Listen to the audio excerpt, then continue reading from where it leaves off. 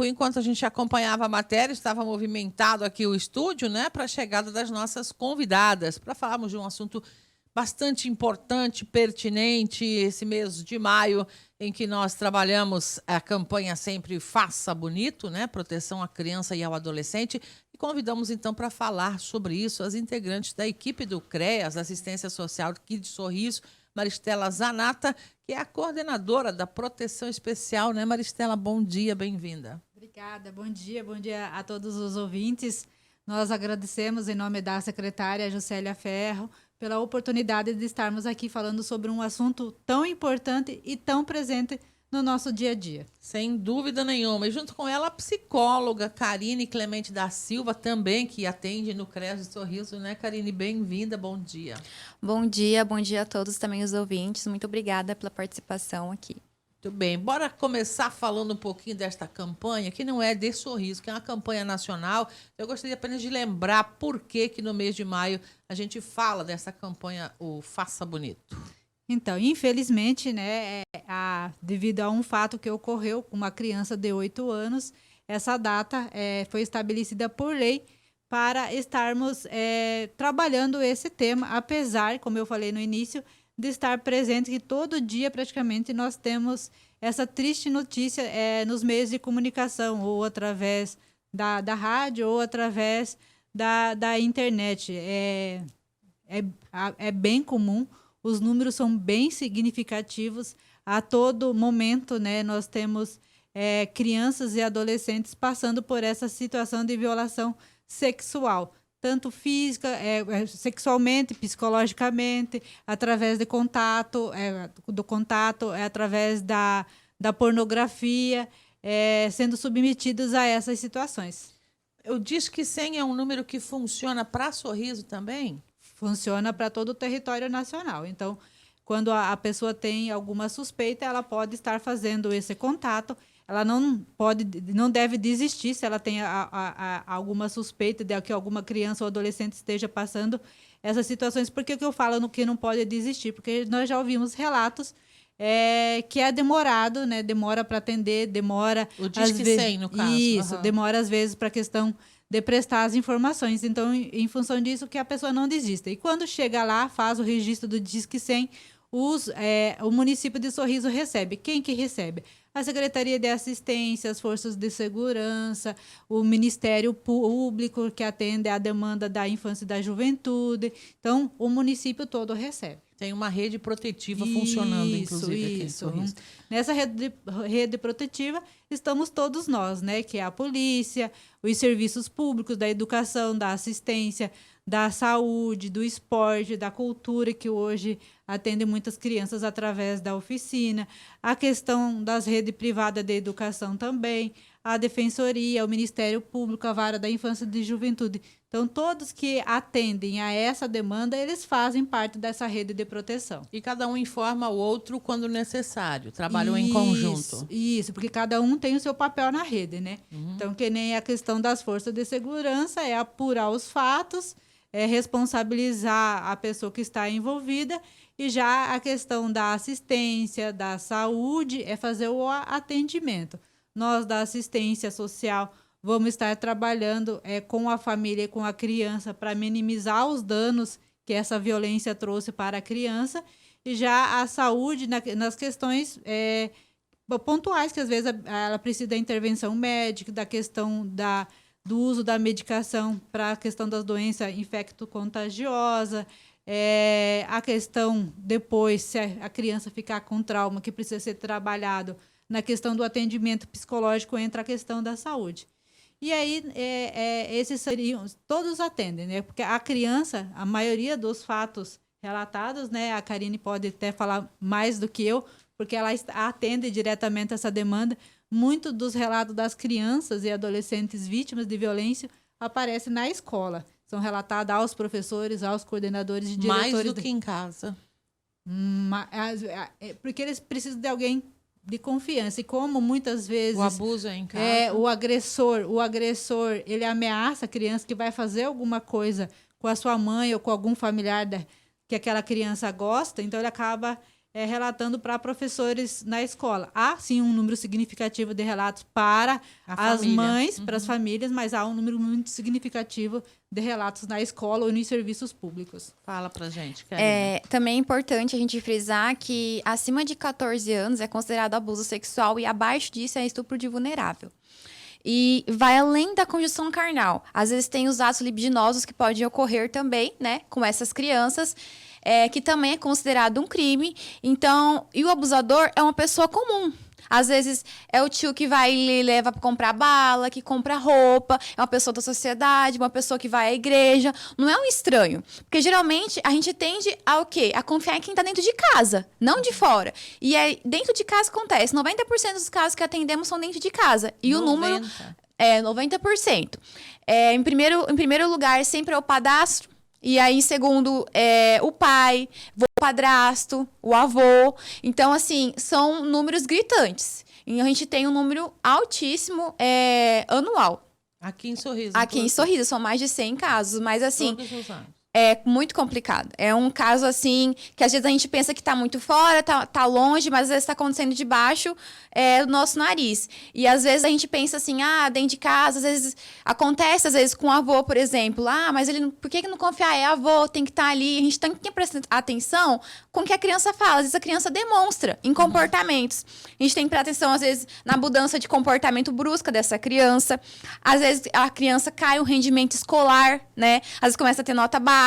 Tem algumas crianças que se machucam de uma forma assim, intencional, né? Tentar chamar a atenção da mãe para alguma coisa. Então, sempre que sua filha falar, por exemplo, eu não gosto de ir no tio, eu não gosto de ir no avô, eu não gosto. Então, começa a perguntar o porquê. Por que você não gosta, filho? Começa a investigar, porque às vezes a gente até fala às vezes pra criança, não, vai lá, senta no colo do vovô, senta no colo da pessoa. Às vezes a criança não quer. Mas a gente tem que perguntar o porquê que ela não quer. O que está acontecendo? O diálogo é importantíssimo na vida. Independente da idade. Não é porque é criança que ela não tem direito de escolher não fazer ou não querer. Então, a gente tem que respeitar os limites dessas crianças. E sempre os comportamentos estão ali explícitos. Muitas crianças, como eu falei, elas caem em rendimento escolar. Algumas podem ter também insônia. Também pode ter sonambulismo. Então, tudo são comportamentos que acontecem com um trauma que surge, entendeu? Então, se ela não fala de dentro para fora, ela pode expressar, né? Então, é algo que precisa muito ser visto, os comportamentos. Olhar atentamente porque as crianças têm a dizer e sobre o gesto. Quando você, por exemplo, aquela criança que usava sempre roupas normais, começar a usar blusas compridas, roupas mais largas, e você começa a perceber aquela mudança de comportamento, começa a querer ficar mais sozinha ou ficar muito perto da mãe. Tem alguns casos que a criança regride o comportamento. Quer ficar só com a mãe. Às vezes tem algumas que faz até xixi na cama. Por quê? Muda toda a estrutura e o comportamento da criança. Porque é algum sofrimento que ela está gerando. Por isso que é importante frisar, prestar atenção no que a criança tem a dizer. E no seu comportamento. A gente segue por aqui conversando ainda com a Maristela Zanata, coordenadora da Proteção Especial em Sorriso, aí, junto à equipe da Assistência Social. E também a Karine Clemente da Silva, que é psicóloga atuante lá no CREAS. E falávamos antes de chamar o intervalo a respeito dos comportamentos que a gente precisa observar nas crianças e etc. e tal. Inclusive, quem quiser aproveitar a oportunidade, está acontecendo uma formação hoje e amanhã a respeito desses temas. Isso. Hoje está sendo trabalhado a questão do dia 17 de maio, que é o Dia Internacional de Combate à Homofobia, né?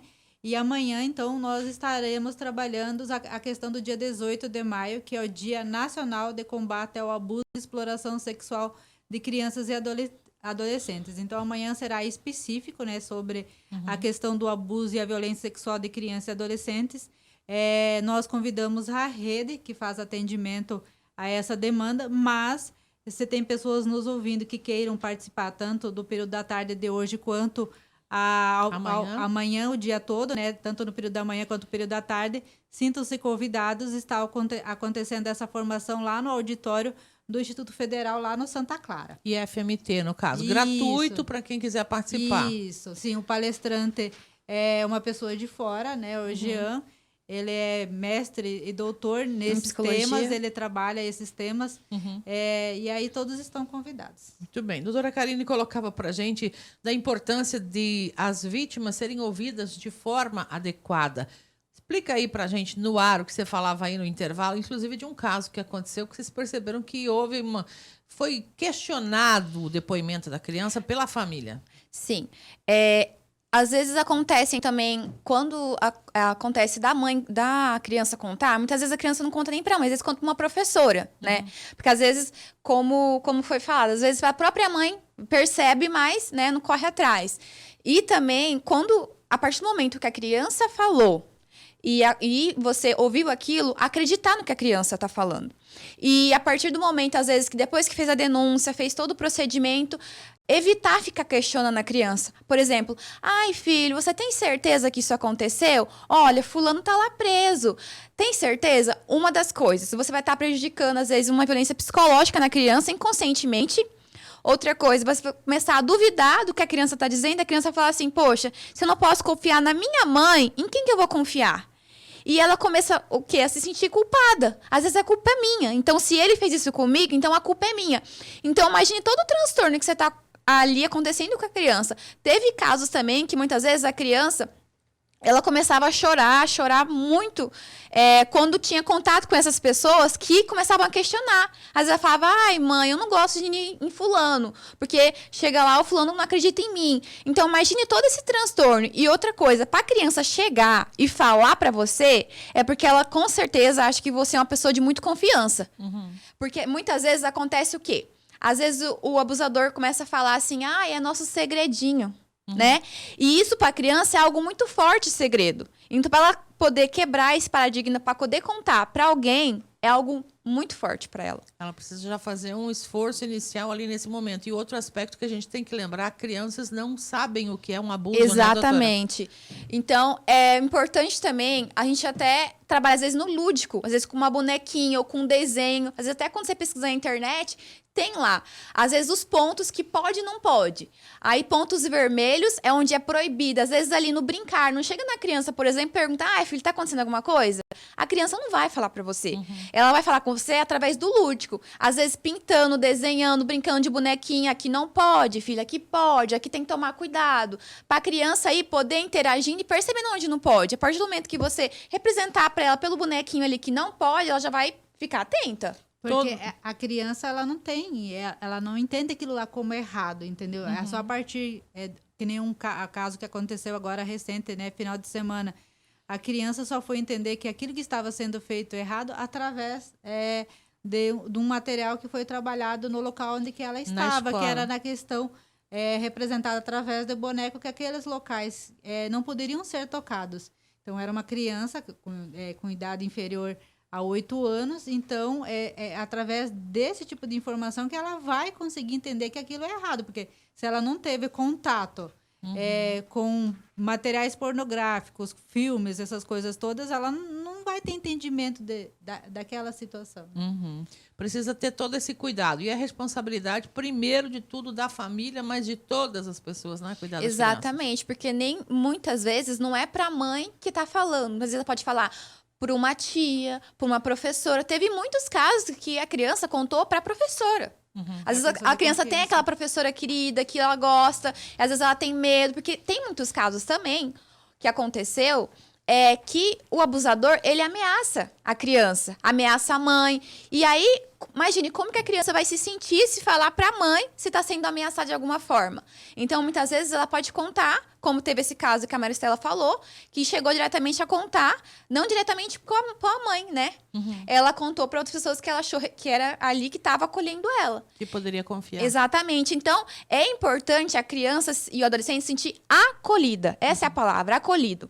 Então, a partir do momento que ela tá ali e ela tá vendo que você vai estar sendo acolhida ali em qualquer momento e situação, falar, olha, eu tô aqui para você, você não teve culpa, o que você precisar, pode contar comigo. Então, assim, a partir do momento que a criança vê que ela tá sendo acolhida, ela vai falar, ela vai se expressar. E quando a criança te escolher para fazer um relato deste, procurar não ficar assustado, fazer cara de espanto, fazer perguntas que possam duvidar do que a criança está relatando, só ouça. Só ouça, Tranquilamente, com a sem expressão julgamento. calma. isso, sem julgamentos. E aí, que nem a Karine falou, fala que está lá para ela, que ela pode compartilhar com ela. É nesse sentido, não questione, acolha, não se assuste com o que a criança vai estar relatando, vai causar dor em nós? Vai, porque é monstruoso a situação de violência sexual contra criança e adolescente.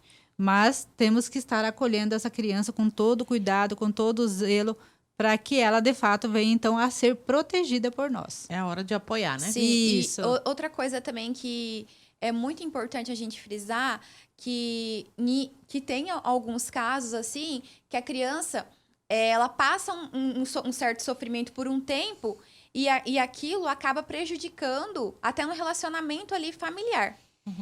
E acaba todo mexendo na estrutura da família, né? Então, é sempre importante a gente poder estar ali para aquela criança, de forma de acolhimento mesmo. E aí, assim, quando saber, temos os órgãos responsáveis, que temos a Polícia Militar, temos o Conselho Tutelar, que está ali sempre pronto.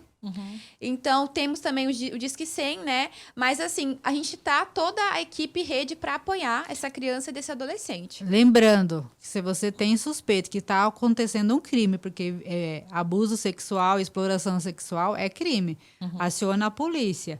É para a polícia fazer a abordagem, porque dependendo se você tem a suspeita que aquilo está ocorrendo no ato e comunica, por exemplo, o Conselho Tutelar, pode deixar de pegar a pessoa em flagrante, colher as provas necessárias. Então, se há suspeita de um crime, quem deve ser comunicado no primeiro momento é a polícia, para que elas tomem as providências para os passos posteriores, né? Que, obviamente, também não vai tomar providência sem a certeza de nada, né? Vai investigar o fato. Isso. E outra coisa também, assim que souber do caso, às vezes, da criança, não ficar conversando perto da criança. Porque, às vezes, você tá ali conversando, às vezes a criança tá brincando do lado. Por exemplo, um exemplo...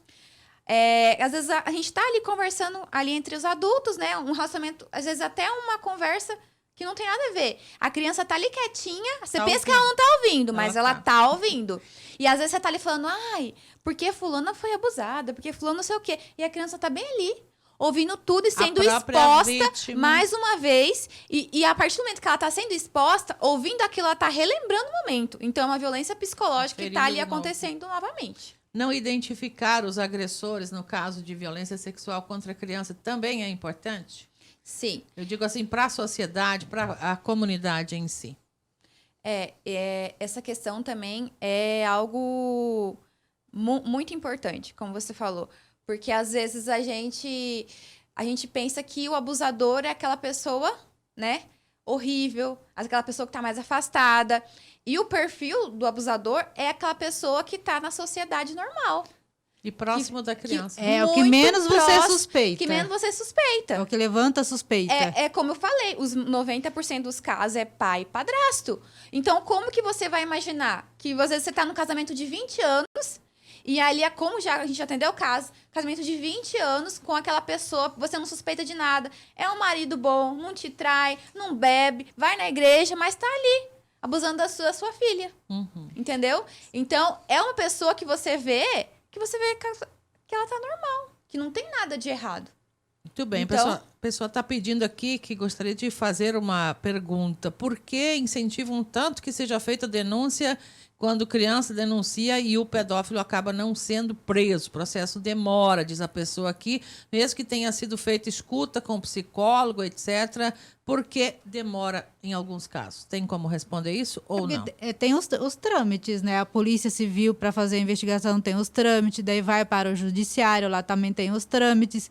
Então, é questão dos trâmites necessários para que o processo ocorra. É todo um protocolo que tanto o civil quanto o judiciário tem que cumprir. Porque tem toda a investigação por trás. Isso, porque também você acusar e a pessoa ser condenada por um ato desse... não dá. Isso, não dá, não é possível. Então, por causa disso, que tem que ter todo o cuidado. Uma coisa que realmente é algo que faz de forma um pouco mais fácil, imediata, é a questão da medida protetiva. Que isso já é garante algo o assim... afastamento. Sim, afastamento. A partir do momento que tenha feito essa medida protetiva, esse abusador não pode ter contato. A partir do momento que ele chegar a ter contato, mesmo tendo a medida protetiva, ele pode ser preso. Porque a medida protetiva é para afastar. Pra poder Então ele dar precisa segurança. respeitar essa medida protetiva. Perfeito. Meninas, eu preciso ir encerrando o nosso tempo aqui. Passa muito rápido. Algo mais para ser dito sobre este assunto? Tem, né? Mas que seja muito importante assim. Não, nós queremos agradecer em nome da Secretaria, em nome da secretária, pelo momento que vocês abriram para nós para estarmos expondo sobre esse assunto.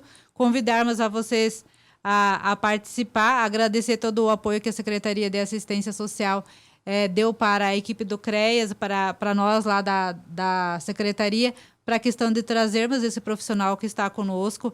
Ele é excelente, trabalha muito bem, tanto o tema de hoje, como eu falei, que está sendo trabalhado, quanto o tema que será trabalhado amanhã, que é a questão da violência sexual. Então, agradecer pelo momento, pela oportunidade. Estamos sempre às ordens aqui também. Obrigada, né? A Maristela e a doutora Karine, que estão aqui hoje nos trazendo esses importantes esclarecimentos. Obrigada, doutora. Muito obrigada. De nada, obrigada.